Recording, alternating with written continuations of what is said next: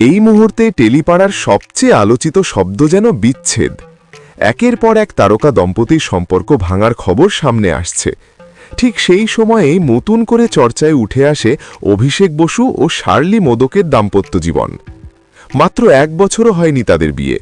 ফুলকি ধারাবাহিকের কাজ করতে গিয়েই কাছাকাছি আসা, তারপর প্রেম এবং বিয়ে, সবটাই হয়েছিল বেশ দ্রুত।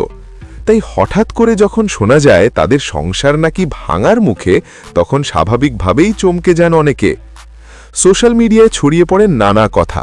কেউ বলেন সম্পর্কের মধ্যে নাকি তৃতীয় ব্যক্তির প্রবেশ ঘটেছে, কেউ আবার দাবি করেন খুব শিগগিরই আলাদা হতে চলেছেন তারা। এই সমস্ত গুঞ্জন পৌঁছে যায় তারকা দম্পতির কাছেও। অবশেষে নীরবতা ভাঙেন শার্লি মোদক। এক সাক্ষাৎকারে অভিনেত্রী স্পষ্ট করে জানান এই সব খবর ভিত্তিহীন। বাস্তবে তাদের দাম্পত্য জীবনে কোনো সমস্যাই নেই। উল্টে এই ধরনের গুজব শুনে তারা দুজনে মিলে হেসেছেন। শার্লির কথায় পরিষ্কার, বিচ্ছেদের যে খবর ছড়ানো হচ্ছে তা সম্পূর্ণ ভুয়ো। বাস্তবে তারা সুখেই একসঙ্গে রয়েছেন।